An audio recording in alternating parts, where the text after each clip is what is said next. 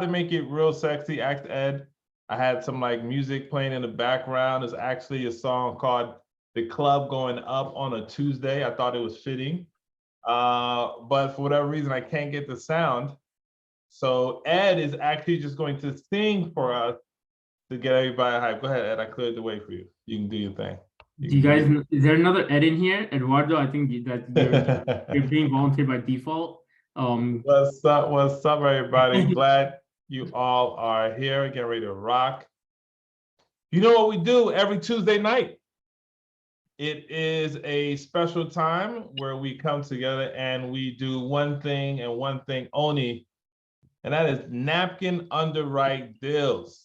And I'm super excited, especially for new people that's on here first time.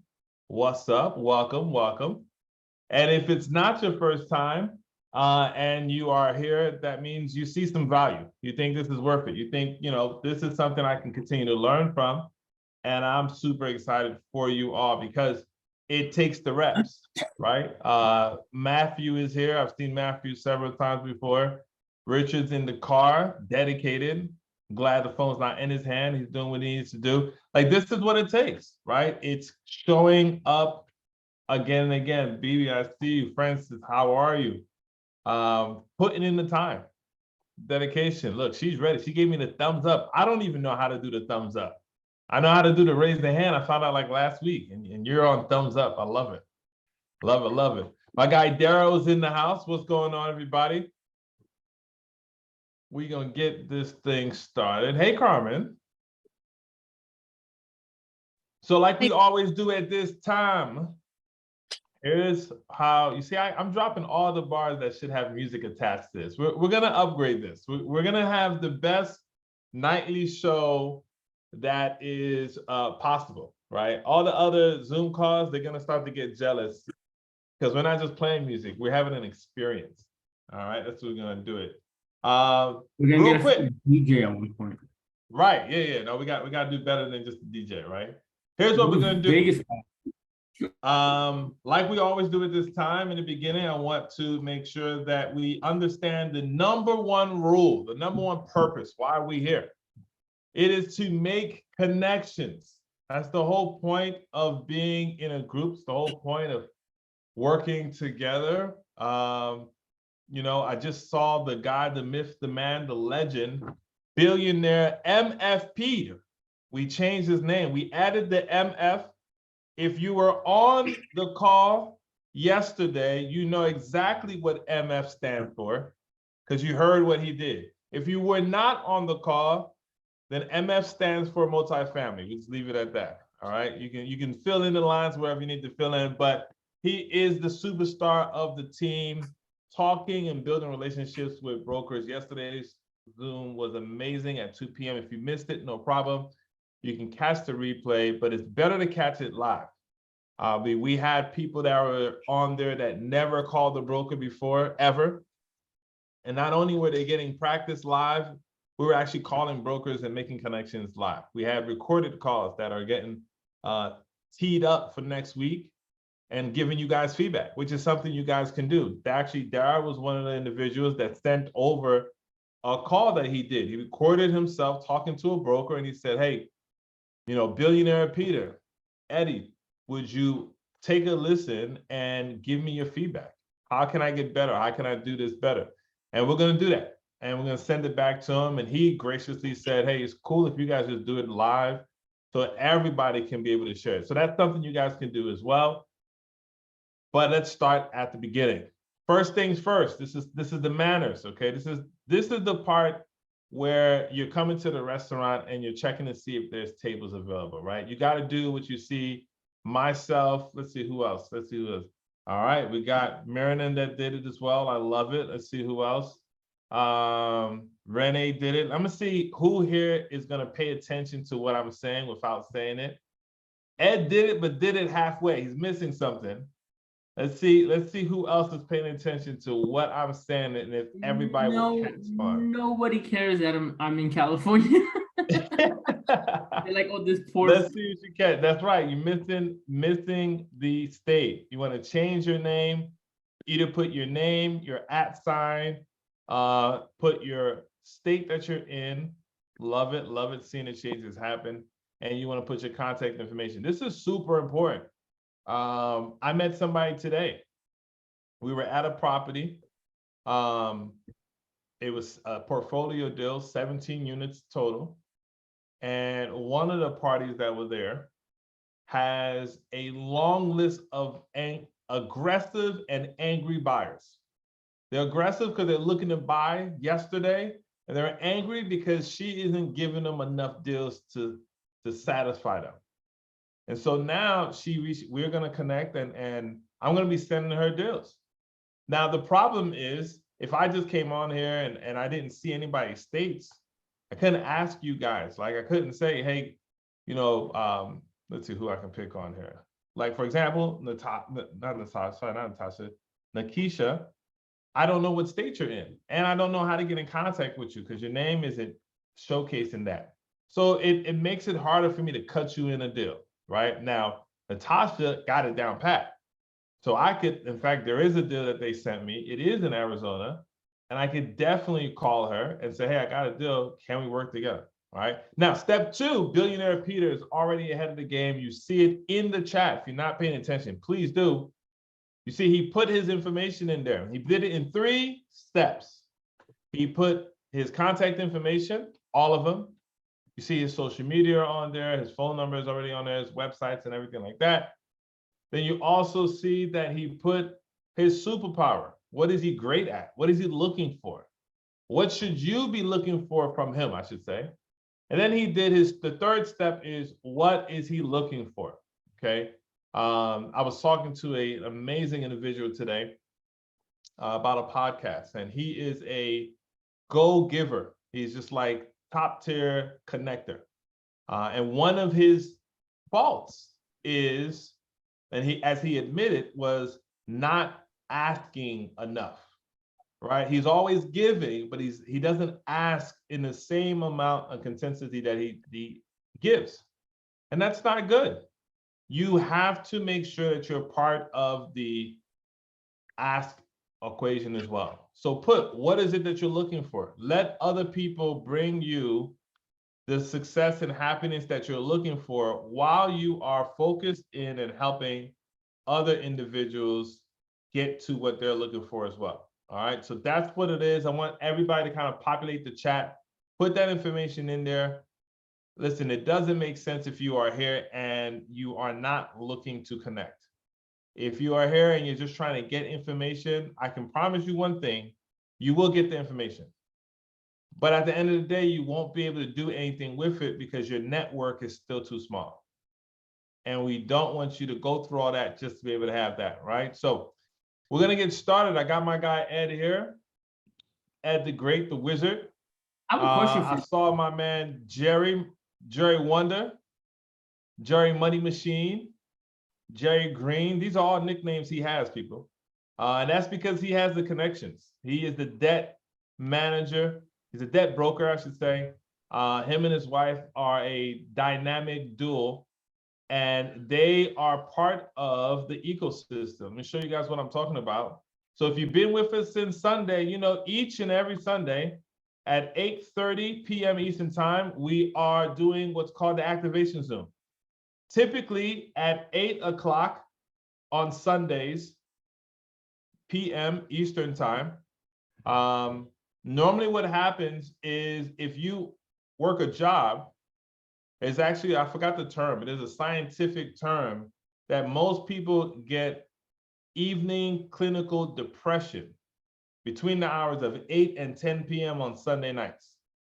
And it is rooted to the fact that Monday you have to go back to work. And we understand that, right? And so we did the activation Zoom. We set fire on that bleep, right? To keep you focused, keep you back in the game, because sometimes we understand and we know that it is difficult being an entrepreneur. It is lonely being an entrepreneur. Let's just call the spade a spade. Especially if you're the only entrepreneur in your family, it is lonely. People don't quite understand you anymore, right? You're an outcast, to say the least. And that's okay, because every Sunday we are all outcasts together in the same community, pushing each other forward. And the great thing is we bring superstars in our eyes, celebrities in our eyes that are only different from us because they have already done what we have not yet done. They have the experience from what we have not yet done. But the best thing about it is they are teaching us. So for example, on Sunday, we had Mr. Rockstar himself came in, Rockstar Multifamily came in and blessed us with understanding where the market is and how to be able to go after what you need to go after. And that was with Robert Martinez. And if you missed that one, definitely you can catch it. Go to the YouTube page, go to the Facebook page, you can be able to catch it, right? And then yesterday, we had myself and we had Mr. Billionaire MF Peter knocking out and helping people make calls. We were calling brokers live. We were literally showcasing where to find the brokers, what mindset you should be having when you're making these phone calls, what kind of communication you should be having. The best thing about it is you can be on the call and you can just put it on speaker and you can have 30, 40, 50 people jump in to help you talk to a broker. So it doesn't even matter if you have any experience. That's what a community is about. And tonight, if the Napkin underwriting going down led by us. And then on Wednesdays, bi-weekly, we have Mr. Jerry Wonder himself and his wife. They come in and they teach us about the financing. So if you pay attention, on Sunday night, you get activated. Monday, you talk to a broker, you get a deal sent to you. Tuesday, you underwrite the deal. By the time you talk to Jerry and his wife on Wednesday, you would have found a good deal, know how to underwrite it, got the elevated underwriting done, and now you're ready to have a conversation with Jerry on how and where to find the money. We are about action, we're about results, and I'm glad you guys are all here. So if you are excited to dig in tonight, let me get some activity in the chat. Let's see, what should we do? Let's put some smiley faces in the chat. Let's do that. And if you are live and I can see your face, let me just see the pearly 32s or 12. If you're left with 12, there's no judgment, right? It's no judgment here, right? It is what it is. I'm seeing some smiley faces. There we go. Carolyn turned it on so I can see it. I love it. Let's get some more. Let's hype this thing up. Let's get into it because tonight we have deals that we are going to underwrite and we have a couple. We have a couple good ones actually. So I'm going to make my guy co-host and let's spotlight you there, bro. Oh wait, before I do that, let me also take the opportunity to share this with everybody as well. So everybody should have what we call your napkin. If you don't have it, let me know and we're going to plug it in the chat for you right now. Please let me know if you have your napkin. If you do not, say, I don't. And we'll put it in the chat for you right now. All right, perfect. Now, oh, actually, some people are saying they don't, which is great. Let me do something. I'm going to put the napkin in the chat. So regardless if you had the old one or not, you want to use the new one because we refined our system so that you can be able to get your deals sent over to the underwriters like Ed even faster. So we want to make sure you're not sending it to the older version. You want to send it to a new one. And I'm going to show you guys what all that looks like in 2 seconds. Ed, looks like you're about to say something. Yeah, we all want to make sure we also have the updated submission link. Yep. Perfect. I'll show you guys right now. So if you guys see, this is a please use your napkin. You really will know the difference because it says make a copy up here. Please use your napkin. And when you come here, obviously you want to put the address in here and you fill out everything and we'll watch Ed and myself go through this. So don't worry about any of this if you're just not seeing it. And sometimes you scroll on some of this and you see some notes pop up just to kind of give you guys reminders of what it is. Now, when you got a deal and you put it through and you know how to use this thing, you're going to click this submit form and you see there's a tiny URL here that says tinyurl.com/napkin done, right? Now you can just click on this right here and it'll pop up the form for you. Hold on, somebody's trying to come in the room. There you go. All right. So if you click this right here, it'll pop up the form and it'll bring you to this right here. And you see it's a response time 24 hours. You fill out this information. You can't move forward unless you fill out this information, especially the start stuff, because it's how we get back in contact with you. When you scroll further down, you see we have a space for you to upload the T12s, the rent rolls, profit and loss, the OM, offer memorandum, and then pictures. I like it better if you can just upload a link to the pictures, but if it's just several pictures, then that's fine too. And then you want to take a screenshot. So for those of you who don't know what that looks like, you want to come in here and you want to take a screenshot, or you can just do this right here and then do that. Now you have your screenshot. It's going to be right here, but I'll let it go into my desktop, and then you want to upload that screenshot in here. Okay. Finish putting this information out. Super simple. It's you literally just looking at one paper and putting it in the next, and hit submit. Now, what happens after you hit submit is in 24 hours or less, you're going to have somebody from the underwriting team reach out to you and saying, hey, I got your deal. We're starting to underwrite it right now. We're starting to underwrite it right now. Here's a link to the Calendly. Go ahead and book your time so that we can get on a Zoom call together, and I can not only go over the napkin with you, but go over the more detailed underwriting of the elevated underwriting is what we call it. And then in addition to that, we'll tell you, hey, here's what the next steps should look like. Here's what to go back to say to the broker, or here's what to X, Y, and Z. And now you are on your way to be able to get everything you need done and ready to take it to the next step. All right. Can I elaborate on that? Yeah, go ahead. So one thing I want to make clear, and Eddy explained it very well, but I want to elaborate a little bit, is, guys, the napkin underwriting is simply that. Like, it's very surface level. You're not diving deep into the T12. You're not diving deep into the OMs and the rent rolls. But in order for it to move quicker, doing the napkin first gives you an understanding of what the deal looks like, surface level. But then you and I together will go in, dive deep, look at all the different things, question where the T12 may be inaccurate, maybe a little odd or off, or like, hey, this number doesn't make sense, and do that with the rent roll as well. Because one thing I learned by doing it hands-on.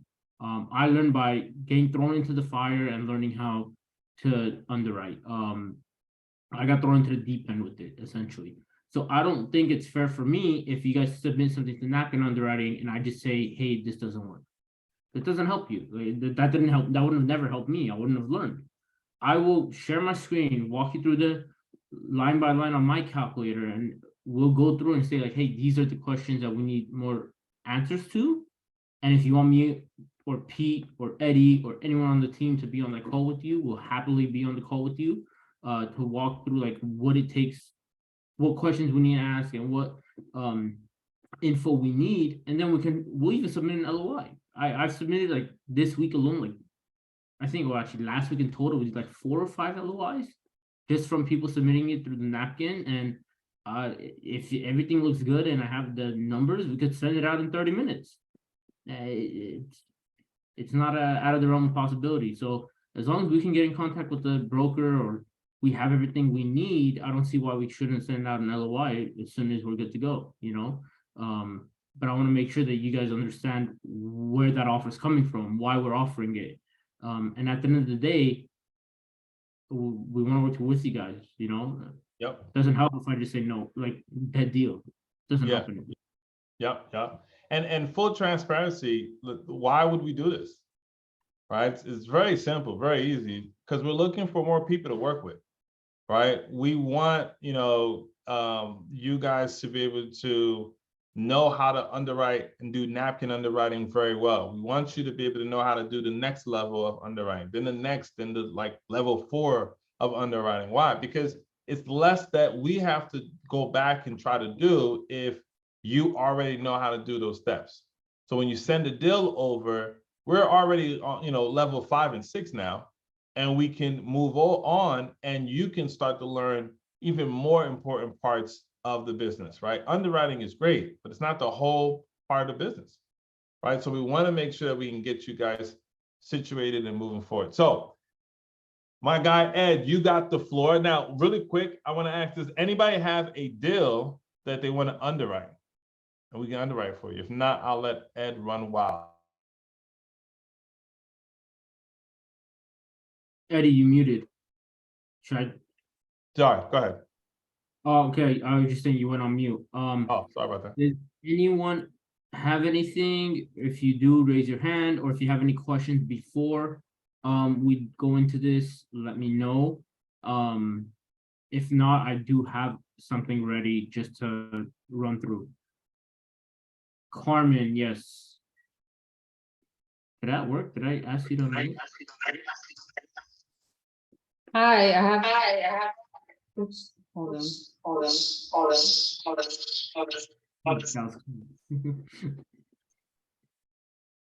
I don't know what's going on. Are you on another device? Yeah, it sounds like, are you on 2 devices? That's pretty cool though, I'm not gonna lie. All right, so we'll wait for Carmen to see if she can fix that. If not, then maybe you could type it in, kind of let us know what your question was. Oh wait, I think I do see you on 2 screens. I'll try to figure it out. I'll work it out with her. Okay. I'll let you get started. Cool. And you should be able to share and everything, Ed, because you're co-host. Okay. So Can you hear me, guys? There you go. Welcome back. Welcome back. All right, what do you got for us, Carmen? And I see I hope it's David or is it David? I'm not sure, but we'll get you next. Yeah, sorry about that. I had 2 devices and two devices and. No, 2 listen, screens. I get it. I get it, right? You see me and you like, I want to see 2 of this guy at the same time, right? And I'm okay with that. I'm fine with that. So, quick question, do you have a particular buy box that you want to see when we do these napkins, or is whatever we have at the moment that we can provide? Got you. So I would say it depends on 2 things, really, or it depends on 1 thing. Are you sending us a deal that you want, or are you sending us a deal that you just want to wholesale, right? Or essentially assign to somebody else. If it's a deal that you want, then you should be sending deals that are in a market that you are interested in, right? If it's not, like if you could care, like for example, I can say this with no shame. If somebody sent me a California deal, I would still run this through there.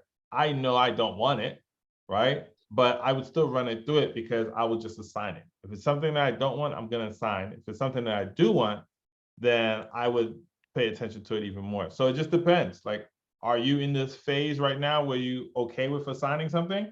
Or are you dead staff focused on, hey, I want to look for X property and X location, and that's all I want to look at?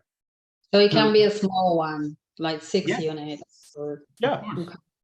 So to elaborate real quick, I underwritten 4 units. I've underwritten 977 units with other people, 1,000 units. To me, it's whatever you want to get out of it. If you want to underwrite the 6 unit and you're like, hey, I have some questions, send it through. Or whatever your intention is with it, like Eddie was saying, at the end of the day, we're a resource.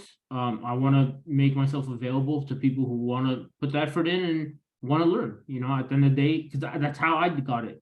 So I get it. Like, if I just sat down and watched people do Zooms, I would have learned, but it's much faster if you do it hands-on. And if you go through the practice and if you go through the OMs and T12s and you see what to look for, and they're all different. Like, you could do it 100 times, 1,000 times. On that next one, you're like, I've never seen this. Like, what the heck is this? But So another question too, like, so, and thank you for answering that. Would you consider RV deals, like, like land with RV spaces? Mobile home parks? Sort of, not, it's more for RVs, for people vacationing and they rent RVs. Like, it's a commercial, it's commercial. I mean, it's not an apartment, right? Because you don't have like a steady monthly income like an apartment, but it's like, it's kind of rental. And there's another deal also. I think it's pricey, but it's so attractive because it's in a really good area here in the Panama City Beach area, very touristic and high-end, like Class A type of property that is 30 units, fully furnished, and the whole building is for sure temp rental. Is that, I never heard anyone in all the groups never analyze something like that. What do you think about? I'd be able to analyze all of the above, because to me, it's all it comes down to is I'm breaking down the units, expected units, or sorry, income, expected income per month, your expenses, all that stuff is the same. The only difference is you have to know what your expectation is on the return side, because I can't determine that for you. So I wouldn't know what to tell you. Is like, I can tell you what the numbers are, but for me to say, oh, this is a great mobile home park or RV deal, I wouldn't necessarily say that, because I don't know what you or any buyer you sell this to would consider a good deal for that specifically. Like, they could say, I Okay. want $50 per unit cash or cash flow a month, or I can go off of our metric on the cash on cash, and I can say, yeah, if it fits that criteria, it doesn't matter how we get there. At the end of the day, it's money comes in, money goes out. What's the return? And I can figure that out for you. So basically looking at the deal, doesn't matter. Okay. No All right. matter. I know that someone else have questions, so I'm gonna play with my computer to find the ones that I have here. In the meantime, when you answer other people's question, and if we have time to come back to me, we'll do it. I don't wanna, I wanna be respectful for other people's time. I appreciate that. But yeah, definitely.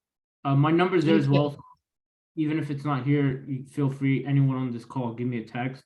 I was telling someone earlier today, actually, I think it was Daryl, where although yes, it's real estate and it's income, I'm really just playing around with an Excel spreadsheet. And the numbers, as long as they make sense in coordination to the real estate, and the numbers and they all add up properly, all I'm doing is playing around with numbers until it tells a story that I want it to tell. So David, you're unmuted. Yeah, go for it. Hey, what's going on, guys? What's up, man? Appreciate you guys taking the call. Just had a few questions because I love the spreadsheet you guys have with the Google Docs and stuff. And with the caprateindex.com, that's a great website. I even know about that, so that's cool. Appreciate you guys sharing that. I just had a question. How do you guys define your class A, B, and C? And does your cap rate change for each class you guys have? So for your cap rate, in fact, here, let me just real quick.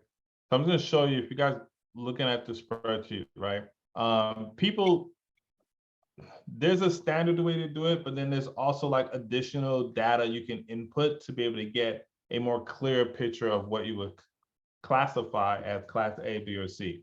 The easiest way to go about doing it is if you look on a spreadsheet here, and I have it kind of spread out, right? So class A is something that's built within the last 10 years. Class B is something that's built in the last 10 to 20, and class C would be something that's built in the last 20 plus. Now, this is just a general rule, but it works because typically it's rare that you would see a class C, a class A building in a class C area. It's also rare you would see a class A building with class C work that needs to be done, right? So if you go based off of the year built, it's easier to just group it in there. The other reason why it doesn't necessarily matter is because typically when you're looking at your rate as far as your expenses and stuff like that, you're typically going to be at 45 or 50%. Unless it's one of these like crazy deals and it's like 60% or something like that expenses. And 9 times out of 10, that's going to be a creative deal anyway. And that's a whole different headache that we would work out in detail and et cetera, et cetera. But that would be a good problem, right? Because then that means there's opportunity to turn this business around, essentially. Because that's what we're looking at, right? Like, yes, it's multifamily, but to the Carmen's point when she's like, hey, I got this other type of deal. It's not quite multifamily. It's just, at the end of the day, like what Ed is saying, we're looking at numbers and we're looking at what makes sense as we use this as a operation for a business. If I put X amount of dollars in and we take X amount out and we do X, Y, and Z afterwards, how much rate of return are we getting? That's what we're looking at and playing with all day long. And it just so happens that we're doing it in the multifamily space for these couple examples. So it doesn't really matter that much, but just to make it generalized, you want to be able to do 45 or 50%, and you want to do it by year. Now, if you're not comfortable with that, ask the broker. Say, hey, what would you classify this as? Class A, B, or C, right? If they're wrong on it, then it's a problem, right? So if you don't feel confident there, then I would just ask the broker to get the detail. I got you. Now, is year built the only thing you guys are using for like the like B, A, B, or C, or are you guys using like criminal ratio, like criminal rate, things like that as well, or just pure? So not for the napkin, I right? got you. When we I get got to you. the This is next just quick and level, I dirty. start to look at what's the neighborhood and this, that, that. But right now, I just want to look, because listen, you might find some deals that like do great, but then as far as the numbers go, but then when you start to look at other details, you're like, oh, this wasn't really worth my time.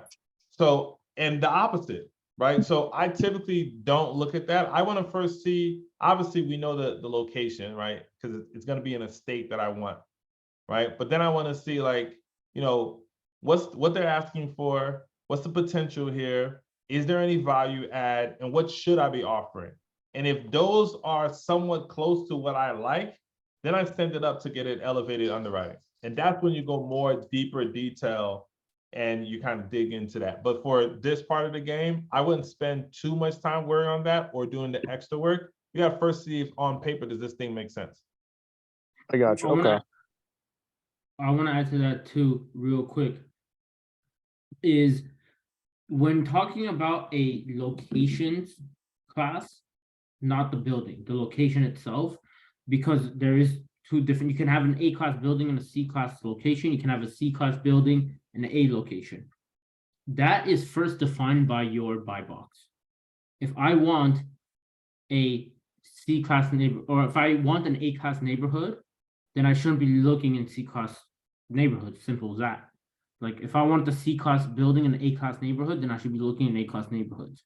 And the more you look into the city, the deeper you dive into it, you'll see the difference of what a C-class building in that neighborhood looks like and what an A-class building in that neighborhood looks like based on the different features. You know, if you're in a city where majority of the buildings are just older by nature, then you have to consider that, like, you shift your timeline. Like we could give you one timeline, but in one city, you're like, oh, every building's built before that timeline or that year, for example. So that's where you really want to dive deep into the market that you're actually looking to buy in, and that'll allow you to understand more of the differences and be more accurate with those labels, essentially. Okay, cool. Now, I guess one take, because I've been talking, I'm in construction myself down in New York City. I've been talking to some developers, and they're telling me some things of be wary of buildings built 2020 plus, because there were some shortcuts that were taken. What are your takes on that? Have you guys had any conversations with developers? So personally, not that I won't look at it, but usually if it's built in 2020 and they're selling it now, they're either developed like contractors or builders or someone that has added all the value that I can almost add. Like your upside is a lot more limited. Is it safer? Possibly, yes. But in regards to the value add component of it, you can only come in and really manage it better, which is improving management and adding more additional income, or stabilizing it better because they mismanaged it for whatever reason. I personally, not that it's not my top 3 things. Is like a 2020 build. That's not one of the top 3 things I'm gonna be like, oh, I'm excited to buy that. Just based on those things I said. I prefer something that has bigger upside. I prefer something that's tenants have had more time to get out of or further away from market rent, to be honest. Like if no one's rent's been increased in 4 years, guess what happens when I come in? We're gonna get rents up, we're gonna get new tenants in, we're gonna have units improved, you have more value added. So I can't speak too much on that because I'm not familiar with the construction side of things. But I think that's where your inspection is very important. If you have Yeah. those, And if um, you don't mind, I'd like to chime in. Hey, we can't hear you. yeah, Ah. it Are you sounds like sure? it's far away. Who was that? We talked about this yesterday, right? No, That's Peter. Oh, it's Peter. Yeah. Peter, You know what? you got a screen. I'm gonna come in on a different device so you can hear me. Oh, we hear you Oh, we now. heard you now. We heard you now. Do you really? Yeah. Yeah. You're good. Yeah, I don't know what happens. I don't know why when it first, but anyway, okay. Well, what I said, Ed, was I'd like to chime in on that real quick. Oh yeah, but be my guest. So I understand your perspective completely, and it makes total sense to me, but there's a different way to think about that as well, right? One of our mentors, Carlos Salguero's most recent deal that he's raising capital for is it Lake? I always forget. It's right outside of Memphis, Lakeland, Tennessee, whatever the name of the town is. That's a brand new building. And what can happen with these, the point of my comment is there are developers that are really good at development, but they're not operators. And they lease the place up super fast and they get it all done. And so Carlos is going after this niche, right? And he's looking for these developers that aren't great operators that want out. And Carlos is going to create massive value in this property in a very short period of time. And one of the things they did is, and I don't know the numbers, I could have it wrong, but call it 35,000 square feet of retail space. And they leased this space. And again, these numbers could be totally wrong, but it doesn't matter what the actual numbers are. Let's say they leased it at $22 a foot and market rent is $32 a foot times 34,000. I mean, that's a big, big number. And if you guys remember that, maybe you've heard this before, maybe you haven't, but every dollar you add to that bottom line is worth 20 at a 5 cap. It's worth a little less at a 6 cap, but it's worth a multiple of the dollars that you add. So if you've got 35,000 feet under market by $10 a foot times 20, that's a big, big number. So while intuitively you would think, well, a brand new building, there's no upside. If that developer is really good at developing and makes a nice chunk of money by developing and selling quickly and leases it up fast, there could be massive upside in those deals. So and again, that's like a different level. That's maybe down in the road, but there's no reason why somebody brand new can't come across an opportunity like that and bring it to the team.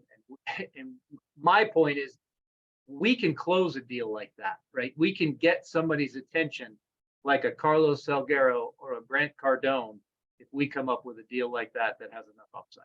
So maybe not where you Cool. want to spend all your time, but don't assume it's not a deal.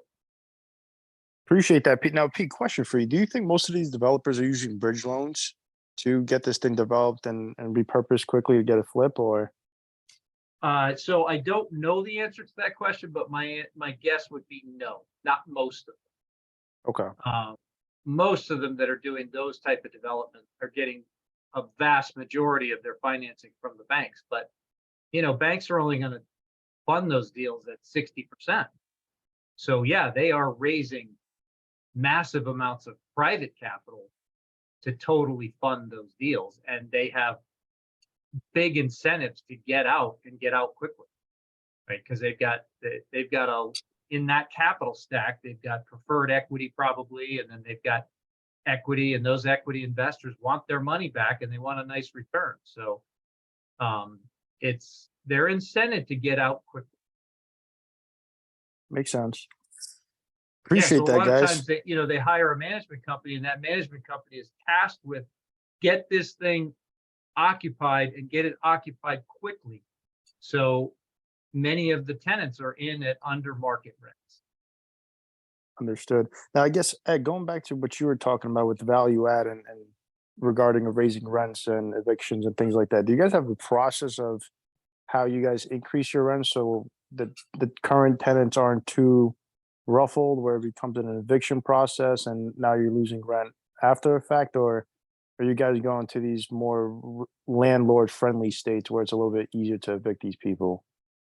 Just because I'm from New York, so New York, everyone favors the tenants, and it's crazy.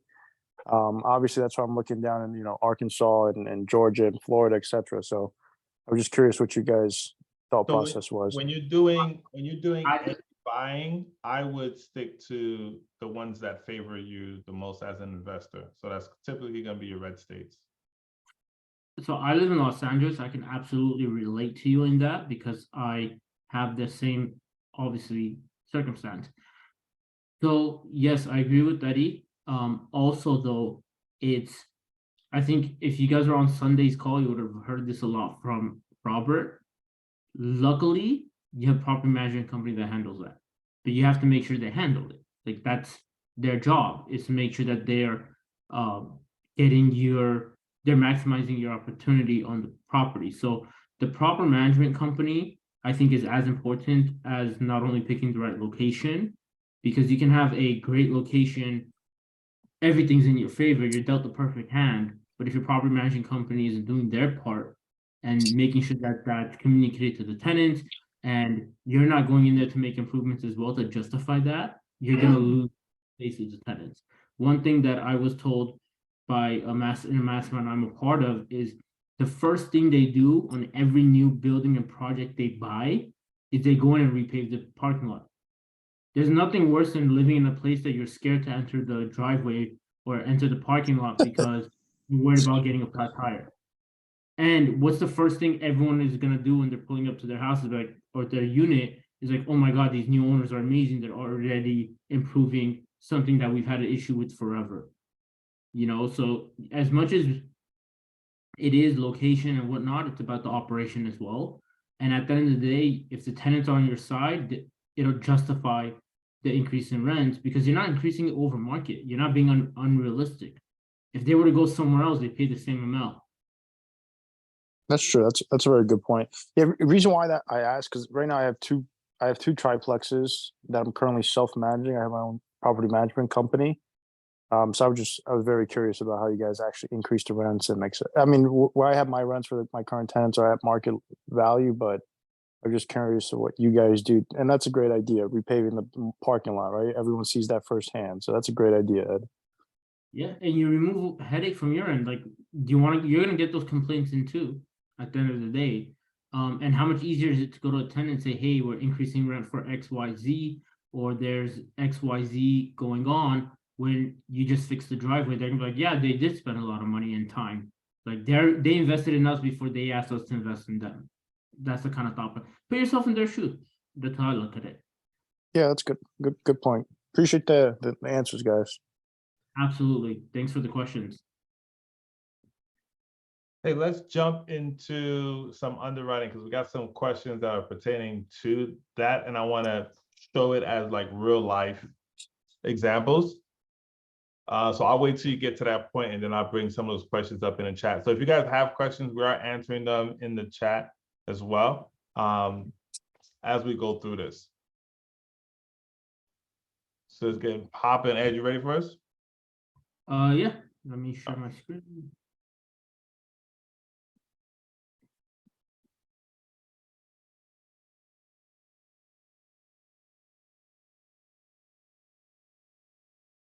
All right, talk to us, Ed. What are we looking at here? It's Dill, where is this? Houston, Texas? Yeah. All right, So 106 this is units. one that I had looked up previously, and I just thought it'd be an example where we can run through it.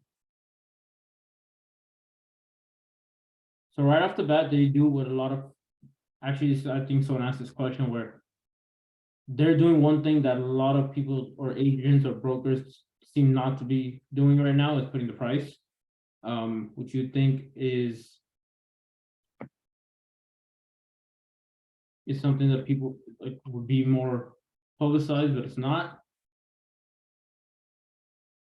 So we have Class B, according to this, occupancy at 98. One thing I like to do when I have a few documents and I have multiple things I can look at is I'll first go through the OM because it will give me a lot of the information that I need about the property generally. And then I can dive deep into the T12 and I can dive deep into the rent roll and whatever other data they provide. It just makes it easier for me. If you like it the other way, you can do that too. This is something that I like when brokers put, but always put a little buffer in there and always verify those numbers when it comes to due diligence. So not necessarily something to worry about now, but the rehab is important. As anyone who's familiar with the single family space or was in that space before, you never go under budget, it's always over. Now just scale that by the number of units.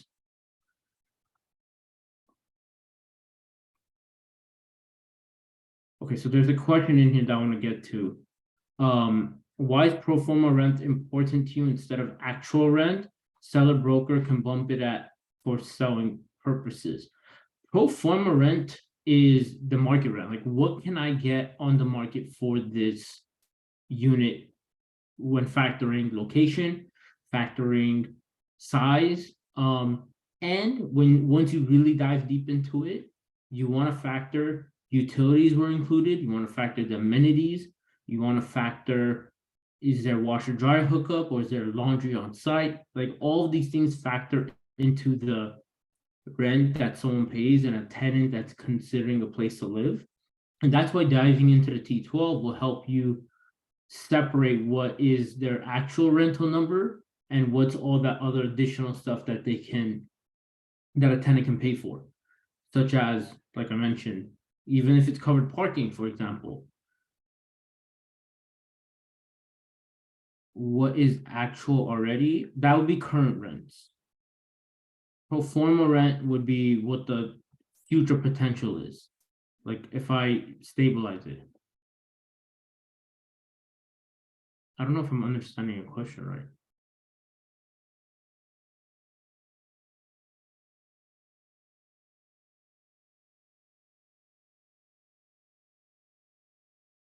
So, did I answer it? Can I unmute you, or can you unmute? Yes. For Grant Cardone, we don't do the pro forma cap rate. That goes when you buy the property already. That's up to you to do that. Don't believe in them. When you do the market, I mean, when you do your napkin underwriting, you don't pay attention to that. You The don't. Cap rate or rent? Pro forma. The pro Cap rate or forma. rent? The pro forma cap rate or pro forma rent? Both. Both. But okay. I can understand the cap rate, but why the rent? Because that's in the future. What if you're not able to? Because when they say, okay, the pro forma rent will be 2,000 when you're only up to 1,500 per unit, right? So, but then the people leave, so your pro forma cap rate is not effective. So why would you consider that in your napkin underwriting? Which I don't understand. So we consider the pro forma rents because I want to know what my rents can be if they're up to the market standard. No, that's not your responsibility. Your responsibility is what cash flow you're gonna get in as soon as you buy into the property. Do not, I mean, that's what Grant Cardone said, and I believe in that. So I think you're talking about two different things. yeah, Eddie, I got Yeah. it. Once Okay. I got. So my thing is, if it depends the type of property you're building. If I'm buying a property where I need a rehab half, if not more, of percentage of the units, then what the current tenants are paying almost is not a big factor because they're gonna leave anyway. So the reason why I want to know those numbers is because if I come in, I'm spending the money to rehab a property, I want to know, okay, what is the market rate gonna be for those newly done units once I finish them and then I rent it out? Because the current tenants are not gonna be there tomorrow. So That's it's too. correct. I think you saw the word. I think you saw the word pro forma and it threw you off. It's what Ed is saying is exactly what it means. We want to know what the actual market rent is. Typically, whatever they're currently renting it at, typically is not what it could be rented at compared to whatever I would be seeing as like my comp with the highest value. I agree. I Yeah. agree. Okay. So if it's a new build and like everything's rehabbed and it's like a ready to go property, then the current rent should be close to my market rent. I'm just coming to make management improvement and add more additional income. That's where your value would be. But I'm going to make one comment too, Ed. Just you're looking at two different things, right? You've got your offer and your potential. We are never going to make an offer based on pro forma, Yeah. right? Yes. Offer is based on current situation, period. Yes, We agree. want to look, we want to go ahead and take a look at the pro forma, because if there's no upside, well, we're out, right? Right. We want the upside too. So that's the only reason we're looking at the pro forma, is to know that there's an upside, not because we're going to make an offer on that pro forma. Now, and many people their asking price is based on pro forma, and A lot of Yeah. them. that's a joke, right? That's No way. laughable. No, like- yeah, If you want the pro forma asking price, do the work. That's Right. the way it works. That's the way life works. Now, if they get somebody stupid enough to come along, and God bless America, right? Somebody with cash can make a big, big mistake. If they don't educate themselves, oh well. And I think that's why people do it. Right? But yeah, I understand your point completely, but we do want to know that information so we know if we need to go past the NAP. okay. Thank you. Awesome. Yeah, thank you. That was a really good question too, because other people might have gotten confused by that. So I'm glad that you brought that up. All right, so we see Ed is putting in the information. He did the current average rent. He's putting in the market rents. Now, Ed, where did you get that budget from, the 5,000? So they initially actually have an estimated rehab of 1,000 at 106. That was actually what I was just going to change as well. I wouldn't put it exactly at 1,000. I'd probably put 1,500 per unit, even though they quoted at 1,000, because that may be just for the interior. It may not factor in exterior. It may not factor the parking lot, like we mentioned earlier. Now hold on, because we may have some people that are brand new. So when you say CapEx, what are we even talking about? CapEx is just like it says here, is the rehab. It's capital expenditures. You want to make sure that you factor that in upfront, because that's money that you're most likely going to have to raise, or if you were to partner with someone or sell the deal or whatever the case is, they would have to.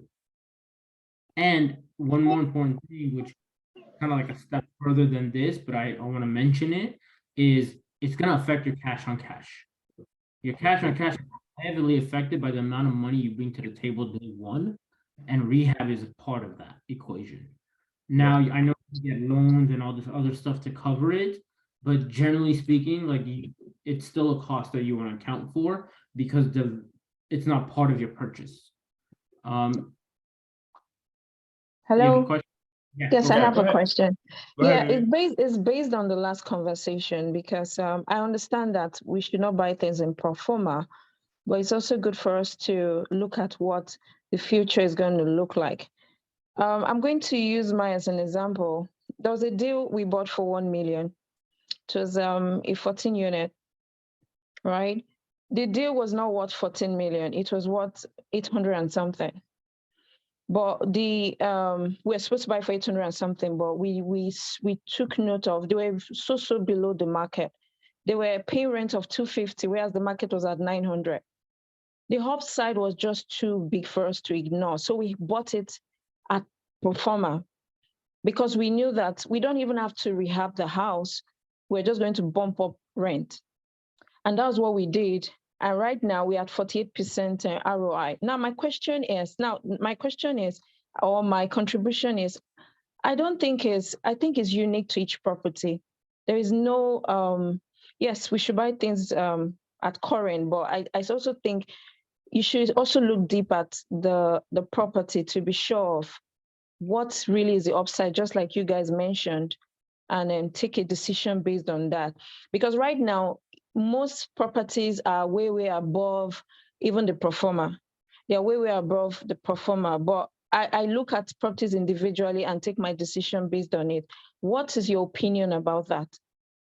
So I like a lot of the points you brought up, and I think you mentioned something in your specific example that was important. Is not only do you want to know what the pro forma or market rents or the rents that you could bring the current rents up to. The big question, kind of on the topic of this rehab and CapEx budget, is what is it going to take me to get there? Is it going to take me a year to 2 or a year and a half of rehab? Is it going to take me 100,000 or 150,000? If you do see that opportunity and it's justified, then yeah, I don't disagree with you because clearly it worked for you. So if you have an example that worked, I'm not going to say no, you're wrong. I agree. You showed proof of it, but that's something where you have to always consider what is going to take to get there. In that specific scenario, that's why you may underwrite 100, 150, 200 deals to find the one like that. So I agree that's definitely something to, and that's kind of like Peter's point. You can have a brand new build. Everything's perfect, it's beautiful, but if it's not managed properly, sure, it can look great, but at the end of the day, you need the operator to put the right people in place and systems to capitalize on what the property offers. So here's the beauty about multifamily. You have so many different strategies that there's no right way to do it. There's hundreds of different ways to do it. We can all each find a different strategy and market and way we want to offer, and we will never collide. It's whatever way works for you, right? Because everybody, like for example, Ivy brought up something. She's like, I learned this from Grant. He doesn't look at it. Well, Grant, the way Grant buys is totally different from somebody else just starting too, right? Grant is right now. Grant is sitting on 300 million, just waiting, right? So when he gets that green light, the market gives him the green light. His style of buying is going to be totally different because he's funded on it, right? And so that is important to take in consideration. But I love this because a lot of times, especially if you're just now getting started in this, you don't know that this is how it goes, right? If you're coming from single family space, you're literally looking at this like, okay, show me exactly the one formula I'm supposed to follow. And sometimes it's not one formula, especially if you have a different strategy or exit. So I'm glad everybody's kind of bringing that in so that we can get this. Now, I do have a question for the debt guys that's on here, or debt girls. I'm not sure who else is on here, but I know Peter is, I know Jerry is. We had a question all surrounding this, which is pretty good. Doesn't CapEx increase the interest rate for the loan? Can you apply for a CapEx loan separate after you get the loan? So I think this is a really good question for both of our debt guys on here. If you could unmute. Jerry, you should be able to unmute. Yeah, too. I'm unmuted. Yeah, as far as CapEx, I mean, a lot of it depends on how big the CapEx is. But a lot of times, what I see people doing is they're putting CapEx and they're trying to raise the CapEx separately, like through their from their investors. If the CapEx isn't a huge percentage of the total project, they'll try to raise the CapEx just as part of the equity portion. If you have really, really heavy construction and things, those are getting harder to fund, because it's going to be more of a short-term play. And then, the short-term play is looking to the future on what you can then refinance the property out of.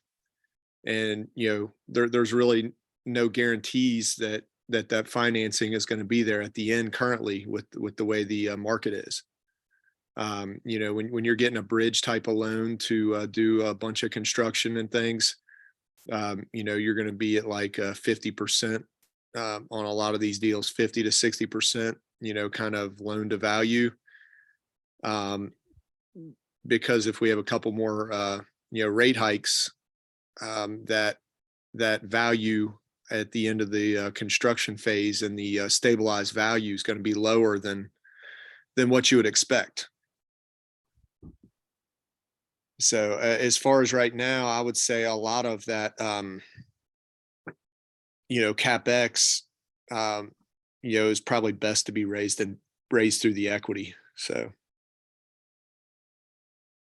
The comment I would make on CapEx as far as interest rate is, I would say it doesn't necessarily increase your interest rate.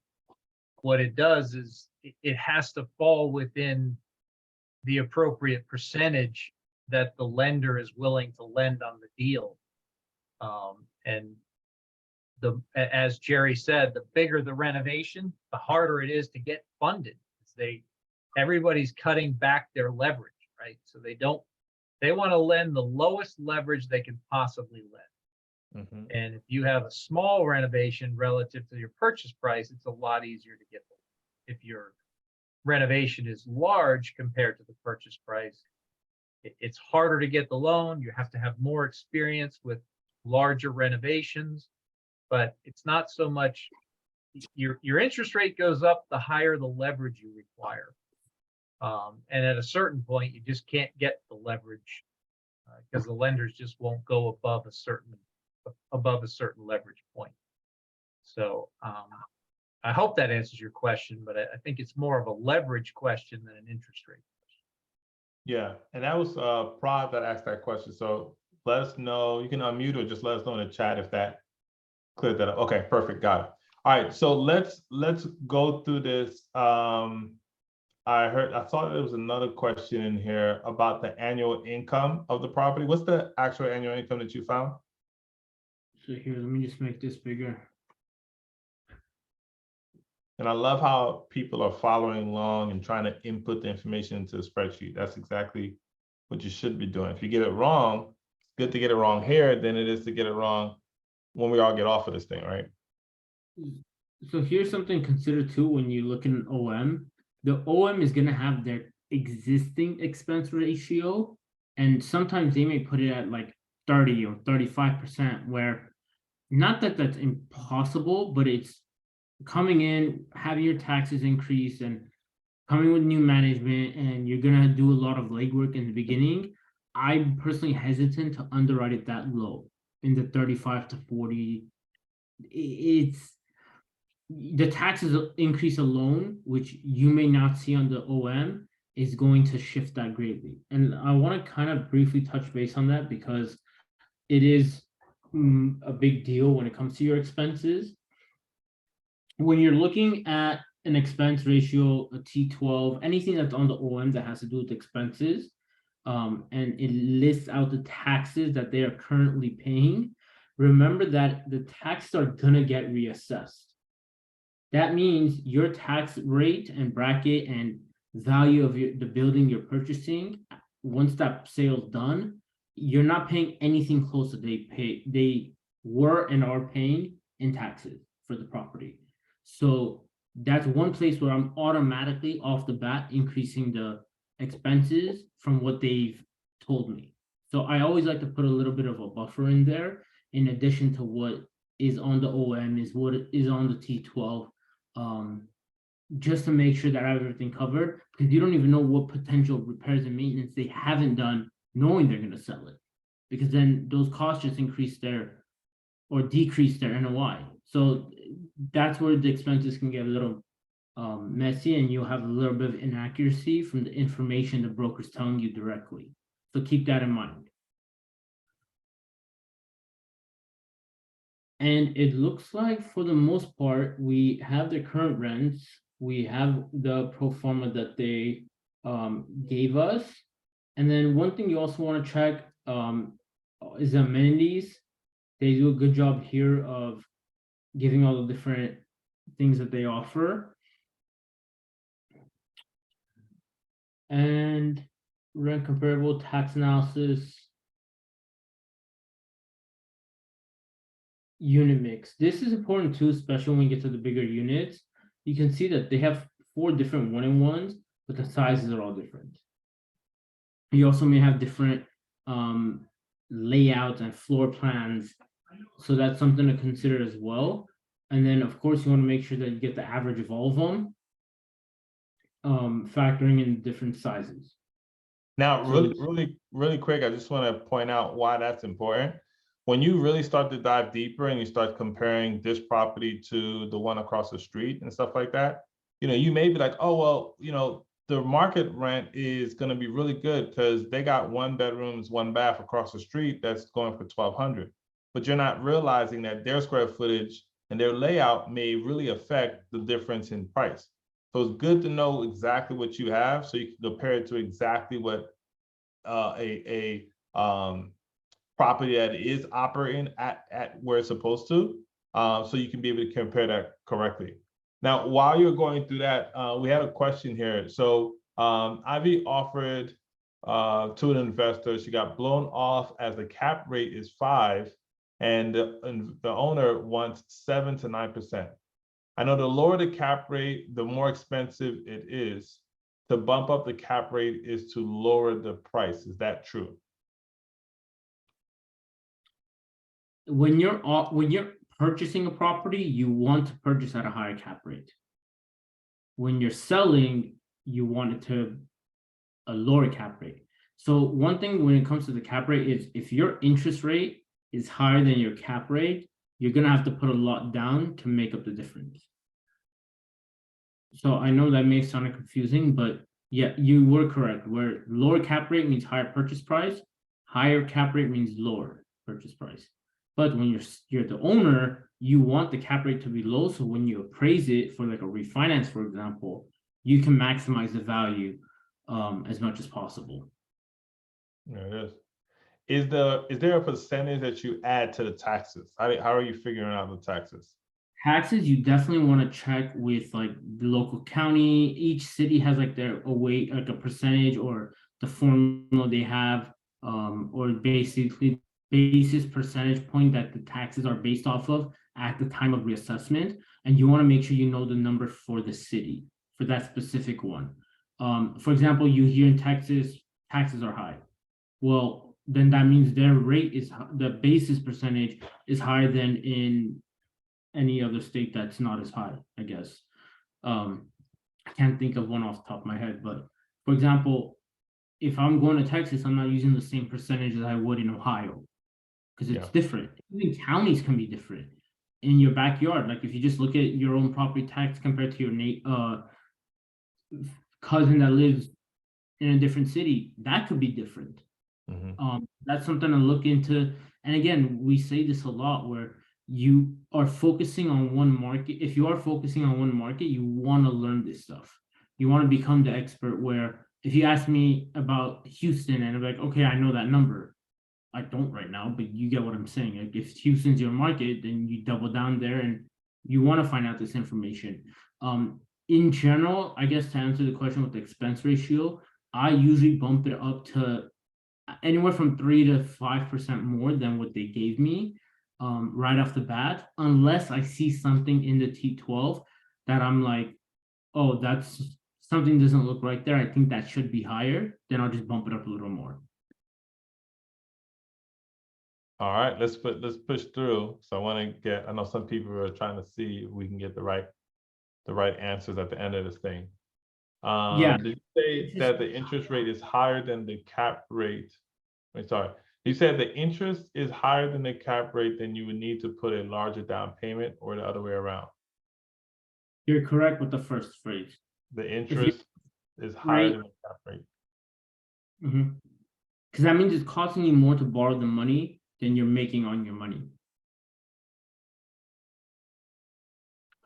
And every OM is gonna have comps. And then of course the city stuff. And you do want to look at the pictures, absolutely. Then I think that's it for that. And now they did not have an assumable loan, and they did not mention in the OM that they're seller carry, which is fine because we're gonna offer this anyway. So this one's actually close when it comes to the valuation, in large part with the market cap. So if we change it to 7, the valuation of what we can offer goes down. If we were to change it to 5, it goes up. So let's look at that real quick, right? So the whisper price was 12 million. We got this down as a class B, and they were saying it's a 5% cap rate, right? Now, if we look on the right-hand side, see that they're getting about 1.3 in gross rent. Annual net income is about 638. And you come down, you kind of see what that's the same answer for your operating income. Now, the valuation that we have is at 12.7, and we see a value add. Now, this value add is solely based off of the rent differential. It's not based off of any other value adds that you can put into play. I want to make sure I'm clear, because I don't want you guys to ever turn down a deal because, oh, there's not enough room in the rent, when they may be maxing out on rent, but not really adding in any of the other features like pet rentals or private parking or et cetera, et cetera, et cetera. So just keep that in mind. Now, I often say, if the deal has 1.3 value add in just rent, then that even sweetens the pot if I start looking at something like adding washer and dryer rentals to each and every property, right? That's how you want to kind of look at it. Now, when you go below and you see that red section over there, tells you what the NOI is, what the desired market cap rate is, and what the valuation should be. So like he was saying, you're very, very close.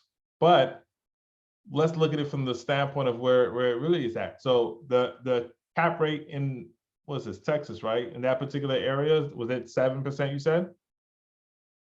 Usually you're gonna see around 7. And guys, factor this in as well. Cap rate evolves. You know, you want the same cap rate today wasn't the cap rate 5 months ago. So you want to make sure that you're checking it in.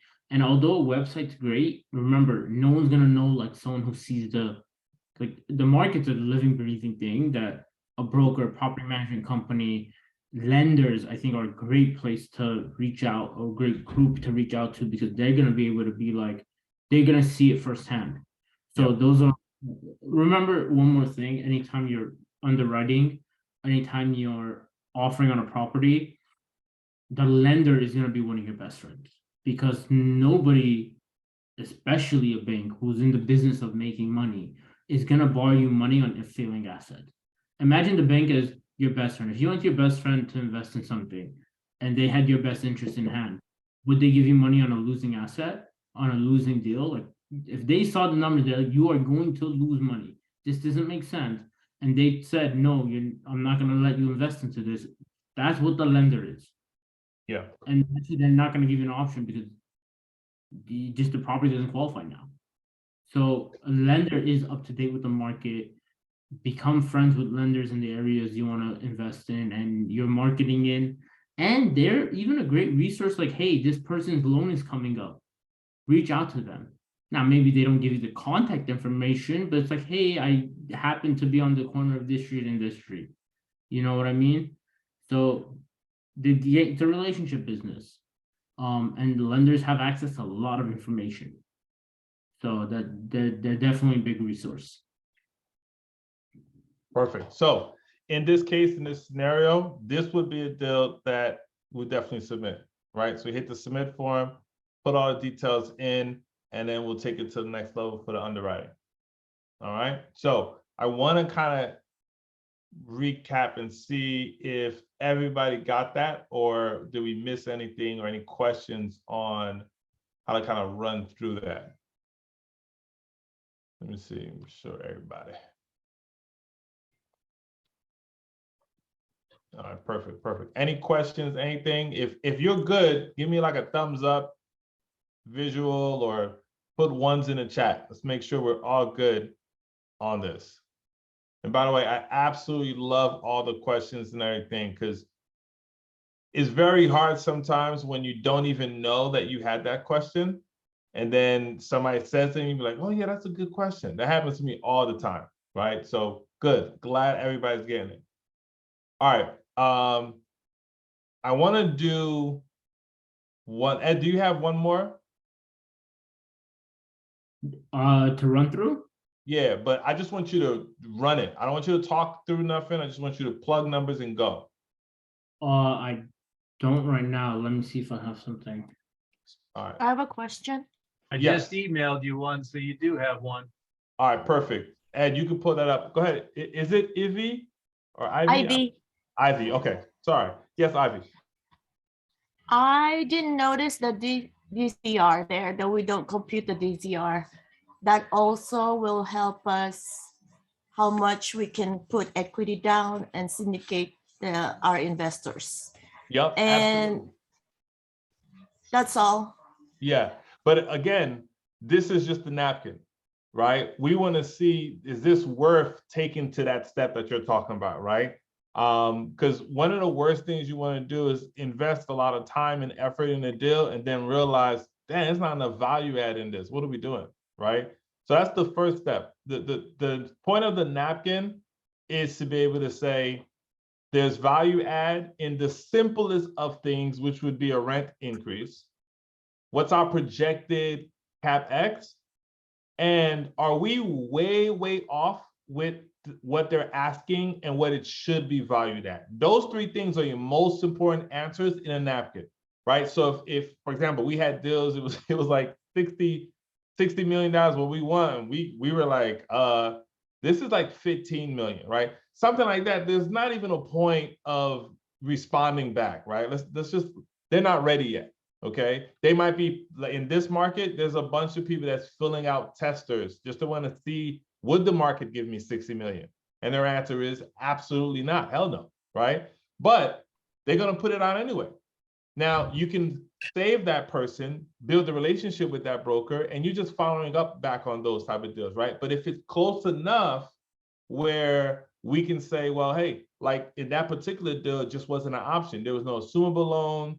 There was no mention of seller carry, or the person who brought the deal didn't ask that question to the broker.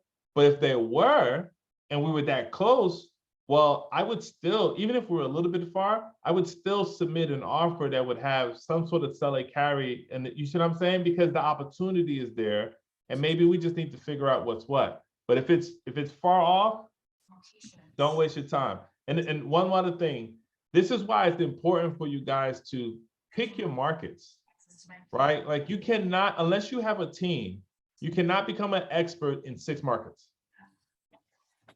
It's impossible, right? Pick one market. 2, if you really feel like you're a superstar and you want to pick that market so you can learn the ins and out of that market, but also so you can build your your boots on the ground team, those relationships. Thank you. That you need, right? Like you need to be able to build relationships with project managers and contractors, and so that when you want to get like, hey, tell me a little bit more about this property, you're dealing with someone who, one, has invested time with you, but also you're dealing with someone that knows the area. If I'm calling in Nebraska and this is the first time I'm calling, like who knows who I'm going to get on the phone? That person might just hate their job that day. And now I'm relying on them for important information to decide if I'm going to be able to spend a couple $1 million. Right? So awesome. That's true too. My addition is the first thing I ask the broker is, are the sellers owners open to terms? And if not, I just don't bother. Yeah. And in this market, so I mean, if you guys weren't on the call on Sunday, I highly recommend you go back and listen to it. It was a really good call, and the type of knowledge that they were dropping was incredible. But to give you just one of the most important parts in this market, nobody should be rushing to buy a deal like it's out of style right now. Like, I know it's tough, especially if you're new. You're like, I just can't wait. I want to get to 100 doors and 1,000 doors and blah, blah, blah. I get it. But if you rush, I promise you, you will get into a deal that you think is great, but end up just being okay while you watch all the great deals go right past you because you've already committed your time and your capital raise into a deal that looked great at the time, but it's because you were rushing it, right? You were rushing the process. Bibi, go ahead. Yes, I know this on Napkin Underwriting, but I was having a conversation with one of my property managers, and we're arguing about loss to lease and concessions and all that. I was telling him those things reduces the NOI and all that. So he was coming from the opinion that since they are not physical cash, that you're not losing anything, that the income you have is just the income. You don't have to deduct your loss to lease or your vacancies because, and I told him, I said, no, that's not how they do it. So we kept on having the argument and I decided to just say, okay, please, let's move on and all that. So what do I tell that kind of person? Is my property manager, if he doesn't know that I'm losing money from concessions or I'm losing money from loss to lease or I'm losing money from vacancies, how do I interpret it to him that these things are not helping my NOI? Yeah. You do it by starting interviews to other property management companies. Okay. Yeah, listen, I mean, when you're running a business, right? For me, my biggest struggle in the beginning, especially coming from a single family space, was I was looking at multifamily the way I was looking at single family, which is much easier for you to be able to have the story along with you, right? The tenant didn't pay rent. Why you didn't pay me rent? Well, we lost our job, and et cetera, et cetera. And it's super easy to have the story come along. When you're in multifamily, you are running a business. It just so happens that people are paying rent, but that is the smallest, most insignificant part of the entire process. You are only looking at spreadsheets, numbers, and it sounds heartless, but in this space, the bigger the heart that you have when you're working and dealing with your numbers, the fastest you will lose money and end up trying to figure out how did you lose out on this deal. And now you're trying to figure out how you're going to pay back all these investors, right? You cannot be looking at this from a standpoint of anything other than this is a business that I need to operate. So if I'm dealing with a vendor that is working for me and they're having a hard time understanding the words that are coming out my mouth, I will find another vendor that speaks my language and can get the job done. Because if not, you have to look at what's the bigger responsibility here? It's not, the bigger responsibility is not even the rent that the shelter you're providing. Mm-hmm. The bigger responsibility is the promise that you made to your lenders, Mm-hmm. Yes. to the people who believed in you and your team and your dream, and they took their 401k that they've been working for the last 30, 40, 50 years, and they put all of that into you, and they said, please make this grow so that I can leave something to my generations that will be coming behind me. That's the pressure that you have. So when you have that in the back of your mind, and you're talking to a property management company that's trying to tell you that they know better than you, listen, no love lost, no hard feelings. Thank you. Come again, right? Let's find someone else who can be able to get the job done. Thank you. Yeah. So we got, like Peter said, $1 increase is $20 increase in value. And on the flip side, $1 less is $20 less in overall value. My man, great job. Great job. All right, awesome. So listen, I want to actually wrap this up. The last couple of nights, we've been like really stressing you guys out and pushing it way past 9:30. And you guys have been rocking with us, and we love it. But we do want to keep this to a point where there's accountability. We're going to come in and we're going to knock it out, and you guys can get back to your lives and everything that you got fun going on, right? So what I want to be able to do is do this. Does everybody have this spreadsheet? If you do not, in fact, instead of just asking, I'm going to repost it back in here. Somebody said something about 252 units. I'm sorry, I might have missed that. I really apologize. I try my best to stay on the chat. Whoever had something about 252 units, just speak up real quick. Carmen, was that you? Yes, I know it's late. That's okay. We can do it another time. It's up to you guys. So it's a actual a deal that you have, is what you're saying? Something that I found in LoopNet is Okay. posted. Okay, let's do this. Let's do this. You have this video, you watched us do it. I just put the link in the chat. What I want you to do is try to do the napkin underwriting, right? Even if you don't do it all the way, right? I just want you to try to do the napkin underwrite. Go ahead and submit it.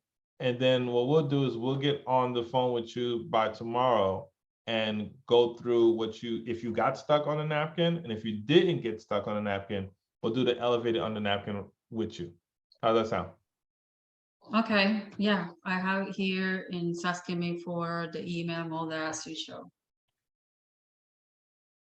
Wait, say it again. You want me to- What is it asking Yeah, for? I submitted, and Uh-huh. it's asking me for the email and name and phone like you showed before. So, Oh, okay, perfect. Yep. Put that in. Awesome. All right. So we are out. I really appreciate everybody again for coming through and making it not extremely lonely to be on here by myself. But hey, I'm dedicated, right? And I love the fact that we found our community. We found our group of people who are willing to do the same.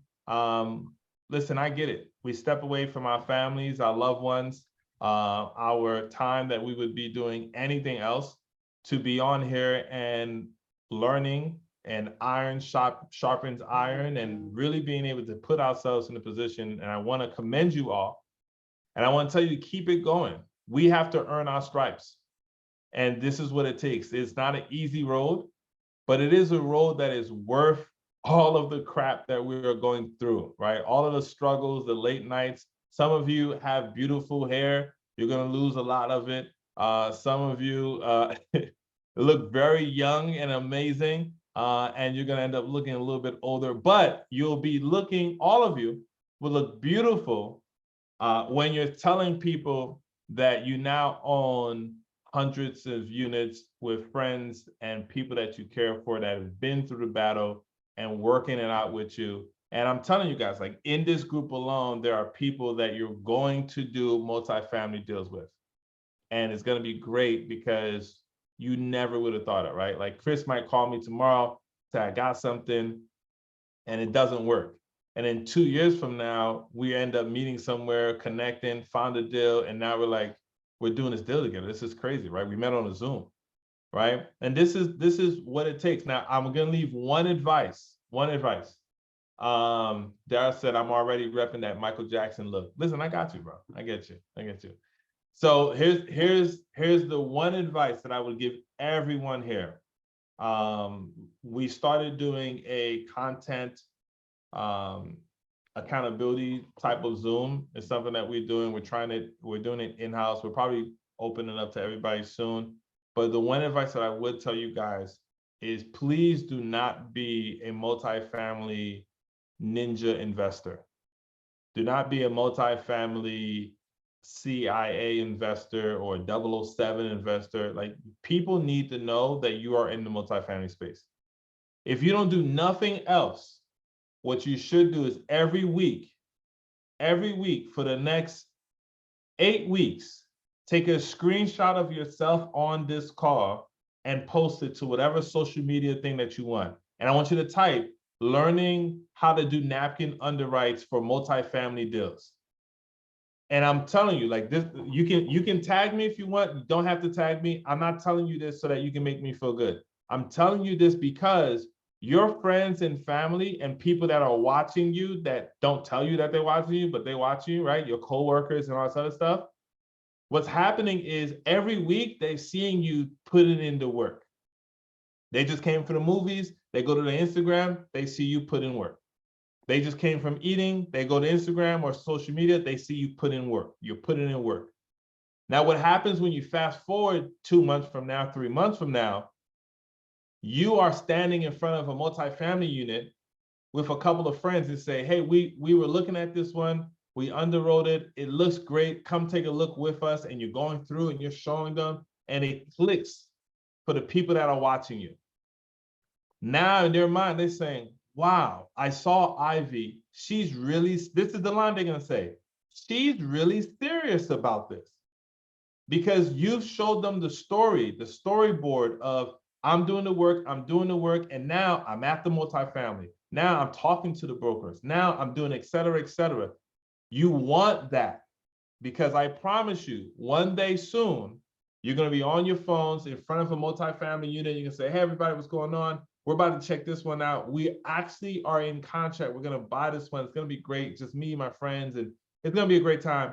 If you want to come see it, or if you just got some questions, give me a call. And I promise you, Carmen, your phone is going to be nonstop. People are going to beg to give you money, or how can I work with you? Or I have a deal. My cousin's uncle who got a dog has a multifamily unit and they want to sell it to you because I told them I knew somebody. Like, this is how you build your backyard of business. All the money that you need for your deals is going to come from this. All the deals that are off market that you had no idea people knew that was something that you were interested in, that's going to come from it. And people who want to partner with you and bring you the resources. Like I said at the beginning of this call, I was at another property looking at a 17 unit, and the individual that was there was like, oh man, I remember you, this, and third. Yeah, I have tons of buyers. Do you have any multifamily deals? And I was like, absolutely I do. I might have one or two, yeah, maybe, right? But she only knew to approach me because she's been seeing what I've been doing. So please, I beg you, you guys are doing so much work. You are dedicating so much time. Don't skip doing the small stuff of documenting. No one's expecting you to be a specialist.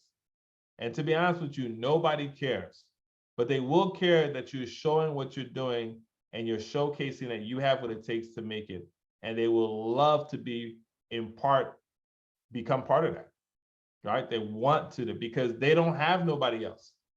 You guys are the individuals that's going to change the people's lives that, get this, already know you. And there's people who have no idea who Natasha T is. None. They walk past her every other day at the park. But they're walking their dog, have no idea who it is. And just by happenstance, because of what you're going to do, you're going to impact and change not just their life, but their generations to come. Because I don't know if you guys have been paying attention, real estate, especially at this level, is the best thing that you can invest in. The stock market is crazy. The dollar seems to be losing value faster than they can print money to make it happen. You want to be able to back yourself with an asset, and no matter what we do on God's green earth, people are always going to need a place to stay. I don't care who's the president. If it's somebody you like, somebody you don't like, people still need a place to stay. Unfortunately, wars happen. If one country is in war, if another country is in war, people still need a place to stay. If we run out of food, people will still need a place to stay. And if you put your investment dollars and your strategy behind that, it will put you in a place where you'd be glad that you did everything that you guys are doing now. I'm super, super proud of you all. Let me let you guys go. Have a great night. Stay charged up. See you soon. Peace.